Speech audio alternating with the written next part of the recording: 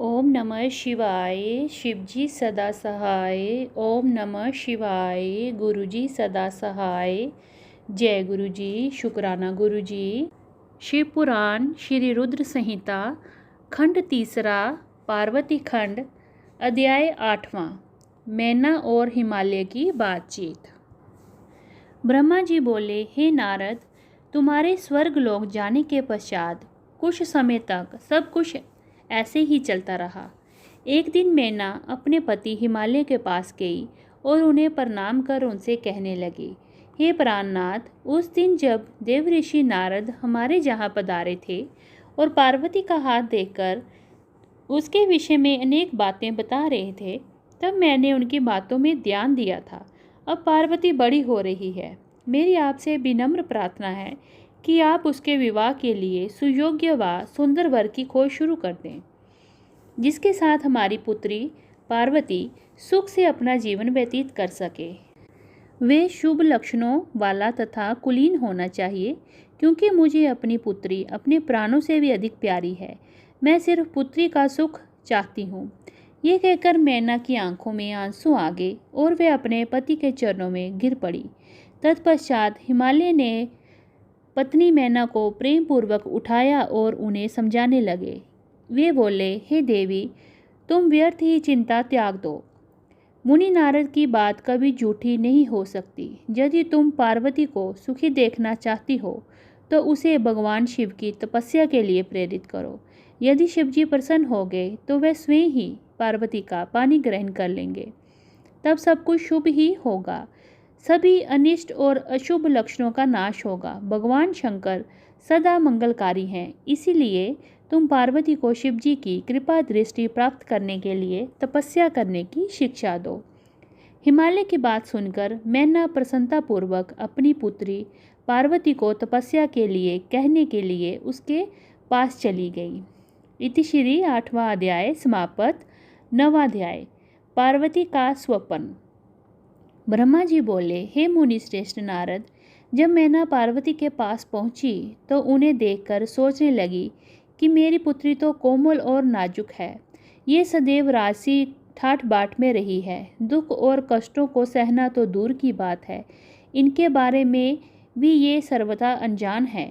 पार्वती को उन्होंने बड़े ही लाड और प्यार से पाला है। तब कैसे मैं अपनी प्रिय पुत्री को कठोर तपस्या करने के लिए प्रेरित कर सकती हूँ। यही वह सोचकर मैना अपनी पुत्री से तपस्या के लिए कुछ नहीं बोल सकी। तब अपनी माता के चिंतन चेहरे को देखकर साक्षात जगदम्बा का अवतार धारण करने वाली देवी पार्वती ये जान गई कि उनकी माताजी क्या कहना चाहती हैं। तब सब कुछ जानने वाली देवी भगवती का साक्षात स्वरूप पार्वती बोली, हे माता, आप यहाँ कब आई? आइए बैठिए। माता, पिछली रात्रि के ब्रह्म मुहूर्त में मैंने एक स्वप्न देखा है, उसके विषय में मैं आपसे बताती हूँ। मेरे सपने में एक दयालु और तपस्वी ब्राह्मण आए। जब मैंने उन्हें हाथ जोड़कर नमस्कार किया तो वे मुस्कुराते हुए बोले कि तुम अवश्य ही भगवान शिव शंकर की प्राण भल्लवा बनोगी, इसीलिए उन्हें प्रसन्न करने के लिए उनकी प्रेम पूर्वक तपस्या करो। ये सुनकर मैना ने अपनी पुत्री के सिर पर हाथ प्रेम से फेरा और अपने पति हिमालय को वहाँ बुलाया। हिमालय के आने पर मैना ने पार्वती के सपने के बारे में उनको बताया। तब उनके मुख से पुत्री के सपने के विषय में जानकर हिमालय बहुत प्रसन्न हुए। तब वे अपनी पत्नी से बोले, प्रिय मैना, मैंने भी पिछली रात को एक सपना देखा था। मैंने अपने सपने में एक बड़े उत्तम तपस्वी को देखा।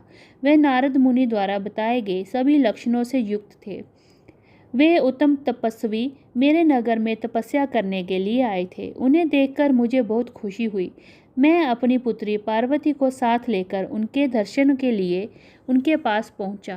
तब मुझे ज्ञात हुआ कि वे नारद जी के द्वारा बताए गए भगवान शिव ही हैं। तब मैंने पार्वती को उनकी सेवा करने का उपदेश दिया, परंतु उन्होंने मेरी बात नहीं मानी। तभी वहाँ सांख्य और वेदांत पर विवाद छिड़ गया। तत्पश्चात उनकी आज्ञा पाकर पार्वती वहीं रहकर भक्तिपूर्वक उनकी सेवा करने लगी। हे प्रिय, यही मेरा सपना था, जिसे देखकर मुझे अत्यंत प्रसन्नता हुई। मैं सोचता हूँ कि हमें कुछ समय तक इस सपने के सच की प्रतीक्षा करनी चाहिए। ऐसा कहकर हिमालय और मैना उस उत्तम सपने के सच की प्रतीक्षा करने लगे। इति श्री नवाध्याय समापत। 10वां अध्याय भौम जन्म। ब्रह्मा जी बोले, नारद, भगवान शिव का यश परम पावन, मंगलकारी, भक्तिवर्धक और उत्तम है। दक्ष यज्ञ से वे अपने निवास कैलाश पर्वत पर वापस आ गए थे। वहां आकर भगवान शिव अपनी पत्नी सती के वियोग से बहुत दुखी थे। उनका मन देवी सती का स्मरण कर रहा था और वह उन्हें याद करके व्याकुल हो रहे थे। तब उन्होंने अपने सभी गणों को वहां पर बुलाया और उनसे देवी सती के गुणों और उनकी सुशीलता का वर्णन करने लगे। फिर गृहस्थ धर्म को त्याग कर वह कुछ समय तक सभी लोकों में सती को खोजते हुए घूमते रहे।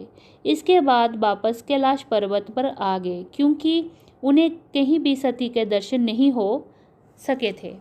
तब अपने मन को एकाग्र करके वे समाधि में बैठ गए। भगवान शिव इसी प्रकार बहुत लंबे समय तक समाधि लगाकर बैठे रहे। असंख्य वर्ष बीत गए।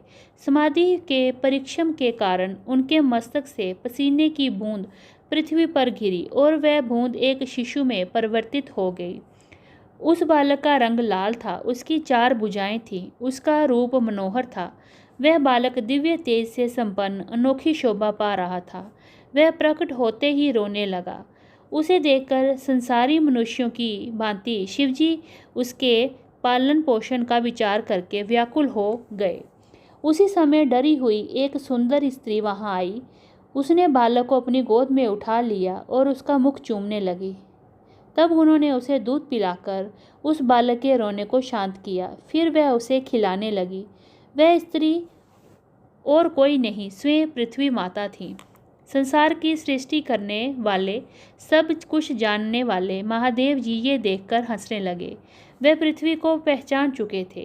वे पृथ्वी से बोले, हे धरणी, तुम इस पुत्र का प्रेम पूर्वक पालन करो। ये शिशु मेरे पसीने की बूंद से प्रकट हुआ है। हे वसुधा, यद्यपि ये बालक मेरे पसीने से उत्पन्न हुआ है, परंतु इस जगत में ये तुम्हारे ही पुत्र के रूप में जाना जाएगा। ये परम गुणवान और भूमि देने वाला होगा।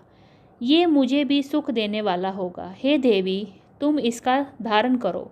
नारद ये कहकर भगवान शिव चुप हो गए। उनका दुखी हृदय थोड़ा शांत हो गया था। उधर शिवजी की आज्ञा का पालन करते हुए पृथ्वी अपने पुत्र को साथ लेकर अपने निवास स्थान पर चली गई। बड़ा होकर ये बालक भौम नाम से प्रसिद्ध हुआ। युवा होने पर भौम काशी गया। वहाँ उसने बहुत लंबे समय तक भगवान शिव की सेवा आराधना की।